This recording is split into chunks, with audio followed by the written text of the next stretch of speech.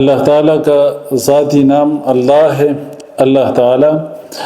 اور باقی اس کی صفات ہیں، باقی جو نام ہیں وہ صفاتی نام ہیں، جس طرح رحیم ہے، خالق ہے، اور اللہ اسم ذات ہے۔ اس آیت میں اللہ فرماتے ہیں کہ اللہ تعالیٰ کے لیے اچھے اچھے نام ہیں، وَلِلَّهِ الْأَسْمَاءُ الْحُسْنَى فَادْعُوهُ بِهَا، بس اس کے ذریعے سے اس کو پکاریں اور ان لوگوں کو چھوڑ دیں جو اس میں کجروی کرتے ہیں، اس کے ناموں میں کجروی جو لوگ کرتے ہیں ان کو چھوڑ دے، اور ان کو اپنے کیے کی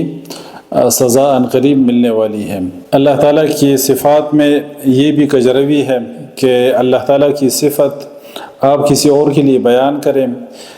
کسی اور کے لیے اللہ تعالیٰ کی کوئی صفت آپ ثابت کریں۔ اسی طرح اللہ تعالیٰ کی جو صفات ہیں ان سے استدلال کرتے ہوئے کج بحثی کرنا کہ فار ایگزامپل اللہ تعالیٰ سب کچھ جانتا ہے، تو کیا اللہ تعالیٰ یہ بھی جانتا ہے، کیا اللہ تعالیٰ وہ بھی جانتا ہے، اس طرح کے استدلالات کرنا، کج بحثی کرنا، ان میں